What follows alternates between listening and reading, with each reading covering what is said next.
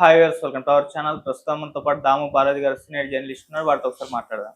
Sir నమస్కారం sir. నమస్తే. Sir పులివెందుల్లో బై ఎలక్షన్స్ రాబోతున్నాయని, దానికి మళ్ళీ త్రిబుల్ ఆర్ గారే అంటే రఘురామకృష్ణరాజు గారు ఇన్ఛార్జ్ గా కాబోతున్నారంటూ వార్తలు వినిపిస్తున్నాయి. సార్ అందుకు సంబంధించి ఒక ఆడియో కూడా త్రిబుల్ ఆర్ అండ్ ఇంకొక వ్యక్తికి సంబంధించి ఆడియో కూడా వైరల్ అవుతుంది అంటున్నారు. మరి నిజంగా పులివెందులో బై ఎలక్షన్స్ రాబోతున్నాయా, దానికి రఘురామకృష్ణరాజు గారే ఇన్ఛార్జ్ గా ఉండబోతున్నారా టీడీపీ వైపు నుంచి, మరి ఏం జరగబోతుంది? రఘురామకృష్ణరాజు నిన్న కుంభమేళాలో ఒక నిజానికి అటువంటి చోట్ల రాజకీయాలు మాట్లాడకూడదు, కానీ రఘురామకృష్ణరాజు అంటోళ్ళకి ఎక్కడైనా రాజకీయాలు మాట్లాడతారు. సో ఆయన రాజకీయాలు మాట్లాడాడు. అందులో ప్రధానంగా ఏంటంటే పులివెందులకి నేను ఇన్ఛార్జిగా ఉంటాను, ఉప ఎన్నికలు రాబోతున్నాయి, నేను ఇన్ఛార్జిగా ఉంటాను అన్నాడు. యాక్చువల్గా ఆయన పులివెందుల ఇన్ఛార్జ్ అయిన బీటెక్ రవితోనే కలిసి వెళ్ళాడు అక్కడికి. అంటే ఏదో ఒక ప్లాన్ జరుగుతున్నట్టుంది. ఎందుకంటే ఇప్పుడు రఘురామకృష్ణరాజుకి ఈ ప్రభుత్వం పట్ల కొంత అసంతృప్తి ఉంది. తులసిబాబు విషయంలో, తులసిబాబు అంటే ఇతని గుండెల మీద ఎక్కి తొక్కి ఇతన్ని హింసించిన వాళ్ళల్లో ఒక సివిలియన్ అన్నమాట తులసిబాబు, పోలీస్ కాదు. అయినా కూడా అతను ఈ సిఐడి ఆఫీస్కి వచ్చి చేశాడని. అట్లాగే ఈ తులసిబాబు కోర్టులో సిఐడి తరఫున లీగల్ అడ్వైజర్గా ఉన్నాడు. అందుకని అతనికి 45 లక్షలు ఇచ్చారనేది కూడా ఆయన బయటికి తీశాడు. సో తులసిబాబుని సస్పెండ్ చేయలేదు ఇప్పటి వరకు తెలుగుదేశం ప్రభుత్వం. అతని మీద పొలిటికల్గా ఏమి చర్య తీసుకోవట్లేదు. కేవలం కేసు పెట్టారు, అరెస్ట్ అయినాడు, జైల్లో ఉన్నాడు, బెయిల్ కూడా ఇవ్వలేదు అతనికి. సో అది సరిపోదన్నమాట. రెండోది ఏంటంటే సిఐడి అధికారులుగా ఉంటున్న సునీల్ కుమార్ కావచ్చు, తర్వాత ఎస్ఐబి పిఎస్ఆర్ ఆంజనేయులు కావచ్చు, ఇలాంటి వాళ్ళని కూడా ఇప్పటివరకు అరెస్ట్ చేయలేదు. సో ఇదంతా ఆయనకు అసంతృప్తి అయితే ఉంది. కాకపోతే ఏంటంటే తన అసంతృప్తిని గతంలో జగన్ మీద మాట్లాడినట్టు రెబల్ అయితే ఇక్కడ ఆయనకి పప్పులు ఉడకు. ఎందుకంటే గతంలో అంటే తెలుగుదేశం మీడియా తను హైలైట్ చేసింది కాబట్టి తెలుగుదేశానికి అవసరం ఉంది. ఇవాళ వైసీపీ మీడియా తను పట్టించుకోదు. కాబట్టి ఇతను ఒకవేళ రెబల్గా మారినా ఇతను అనామకుడు మిగిలిపోతాడు తప్ప వేరే ఇది లేదు. అతను తెలివైనోడు. 7 రాష్ట్రాల్లో ఆయనకి వ్యాపారాలు ఉన్నాయి, సిబిఐ కేసులు ఉన్నాయి, సో బ్యాంకులకు ఎగవేతల కేసులు ఉన్నాయి, అనేకం ఉన్నాయంటే ఆయన మామూలు వ్యక్తి అయితే కాదు. కాబట్టి ఆ మాత్రం ఐడియా ఆయనకు ఉంటుంది. అందుకని ఆయన ఇప్పుడు ఏం చేస్తున్నాడంటే ఆయన ఒక ప్లాన్ వేశాడు. అదేంటంటే జగన్ని సస్పెండ్, అంటే అసెంబ్లీకి 60 రోజులు వరుసగా రాకపోతే without prior permission or applying leave, so అతను డిస్క్వాలిఫై అయిపోతాడు ఎమ్మెల్యేగా. డిస్క్వాలిఫై అయిపోయినప్పుడు ఉప ఎన్నికలు వస్తాయి. ఉప ఎన్నికలు వస్తే తాను వెళ్ళి అక్కడ ఇన్ఛార్జిగా ఉండి తాను జగన్ క్యాంటీగా మాట్లాడి అతన్ని కానీ ఓడిస్తే తనకు ఆ క్రెడిట్ వస్తుంది. అది తను వేస్తున్న ప్లాన్. మరి జగన్కి తెలియదా? జగన్కి తెలుసు. మరి జగన్ దీన్ని ఎలా ఎదుర్కొంటాడని చూడాలి. అసలు ఇలాగా 60 రోజులకి రాకపోతే డిస్క్వాలిఫై చేయొచ్చా అనే దాని మీద రకరకాల భిన్నాభిప్రాయాలు ఉన్నాయి. కాన్స్టిట్యూషనల్ ఎక్స్పర్ట్ల మధ్యలోనే చాలా భిన్నాభిప్రాయాలు. అది పార్లమెంట్లో సాధ్యం కానీ అసెంబ్లీలో సాధ్యం కాదనేది ఉంది. గతంలో చంద్రబాబు వెళ్ళిపోలేదా అలాగా ఇవన్నీ మాట్లాడుతున్నారు.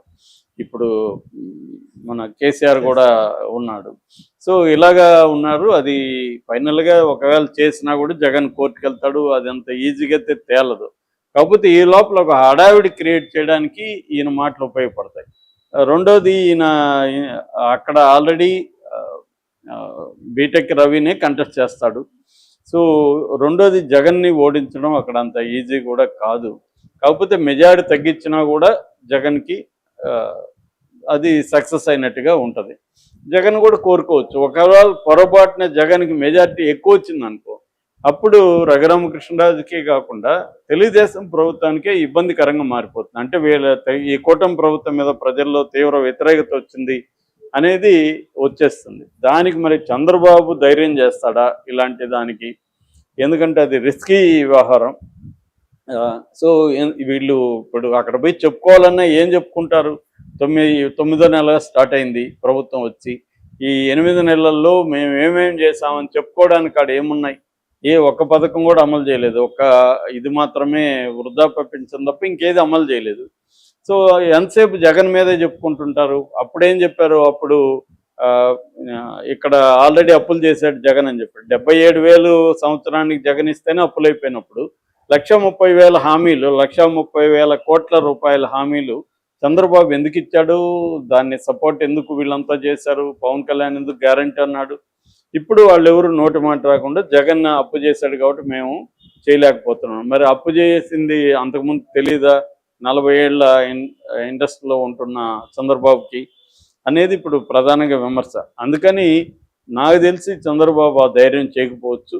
ఈయన ఏదో మాట్లాడాలి కాబట్టి జగన్కి వ్యతిరేకంగా మాట్లాడుతున్నట్టుగా మనకు అర్థమవుతుంది తప్ప రఘురామకృష్ణరాజు చెప్పింది సాధ్యం అవుతుందని అయితే నాకైతే అసెంబ్లీ రూల్స్ వాటి మీద పట్టలేదు, కానీ పట్టున్న చాలా మంది చెప్తున్నది ఏమంటే అది అలా సాధ్యం కాదు. అలా సాధ్యమైతే జగన్ ఒకరోజు వెళ్ళొచ్చేవాడు, లేదు లెటర్ పెట్టేవాడు టెక్నికల్గా, లేదు జగన్ కూడా డిసైడ్ అయినాడు అనుకో వెళదాం ఉప ఎన్నికలకి ఏమవుతుందో చూద్దాం అని జగన్ కూడా డిసైడ్ అయితే అప్పుడు తెలిసిపోతుంది ఈ ప్రభుత్వానికి వ్యతిరేకత ఉంటే.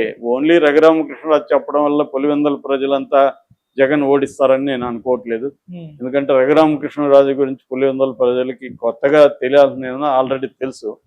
ఈయన ఇప్పుడు జగన్ గురించి కొత్త విషయాలు ఈయన ఏం చెప్తాడు, ఆయన 4 ఏళ్లుగా చెప్పింది అరిగిపోయిన రికార్డులు అనేక సార్లు అరిగిపోయినాయి. అవి కొత్తగా ఇప్పుడు ఏమి ఈయన అక్కడ పులివెందుల ప్రజలకు తెలియని విషయాలు ఈయనేం చెప్పబోతున్నాడు. కాబట్టి రఘురామకృష్ణరాజుకి ఆయనకున్న ఒక కండిషన్ ఏదైతే ఉందో, అంటే ఈ ప్రభుత్వం తను చెప్పినట్టు చేయట్లేదు కాబట్టి జగన్ను ఓడించి తన స్టేచర్ని దీంట్లో పెంచుకుందాం అనేది ఆయనకు ఉండొచ్చు. ఆయనకు పోయేదేం లేదు, జగన్ ఓడినా గెలిచినా ఆయనకు పోయేదేం లేదు. ఎందుకంటే ఆయనకి ఇట్లాంటి పెద్ద కేర్ చేయడు, ఆయన పట్టించుకోవడం, ఆయన పదవికి డోకాయం లేదు. కానీ చంద్రబాబుకి ఇబ్బంది అవుతుంది. జగన్ కానీ మంచి మెజార్టీతో ఇంతకు ముందు కంటే మెజార్టీ ఎక్కువ వచ్చి గెలిచాడు అనుకో, చంద్రబాబు ప్రభుత్వానికి అది కొంత ఇబ్బంది అవుతుంది. ఎందుకంటే ఈ ప్రభుత్వం పట్ల వ్యతిరేకత ప్రజల్లో పెరిగిందనేది వైసీపీ ముందుకు తీసుకెళ్తారు. రెండోది జగన్ గాని అక్కడ మెజార్టీకి వస్తే వైసీపీలో మంచి ఊపు వచ్చే అవకాశం ఉంది. కానీ రివర్స్లో జగన్కి కానీ మెజార్టీ తగ్గితే మాత్రం ఖచ్చితంగా అది ఆ క్రెడిట్ రఘురామకృష్ణరాజుకి వెళ్తుంది.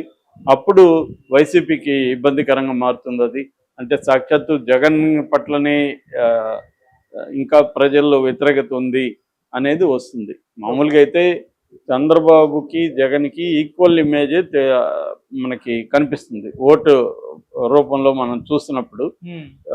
ఇటు 40% అటు 40% ఓట్లు పడ్డాయి.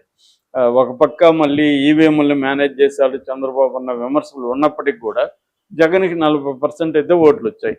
సో అట్లాగే ఆయనకి అక్కడ పులివెందుల్లో కూడా ఏమి ఇబ్బంది లేదు. నిజానికి ఇబ్బంది ఉంటే లాస్ట్ టైమే ఉండాలి. ఎందుకంటే సొంత చెల్లి యాంటీకి దిగింది, సొంత తల్లి అక్కడ షర్మిలకు అనుకూలంగా వీడియో రిలీజ్ చేసింది. అటువంటి కాంటెక్స్ట్లోనే జగన్ అక్కడ బ్రహ్మాండంగా గెలిచినప్పుడు ఇప్పుడు ఉప ఎన్నికలు వస్తే జగన్ ఖచ్చితంగా గత మెజార్టీ కంటే పెరిగే అవకాశాలను కూడా తగ్గదు. కానీ ఆయన ఒక గేమ్ ఆడదామని ట్రై చేస్తున్నట్టుగా తెలుస్తుంది రఘురామకృష్ణరాజు. ఎందుకంటే ఆయనకి ఎటు రిజల్ట్ ఏమైనా ఆయనకు వచ్చే నష్టం లేదు. చంద్రబాబు ధైర్యం చేస్తాడనేది చూడాలి. Okay sir, thank you so much.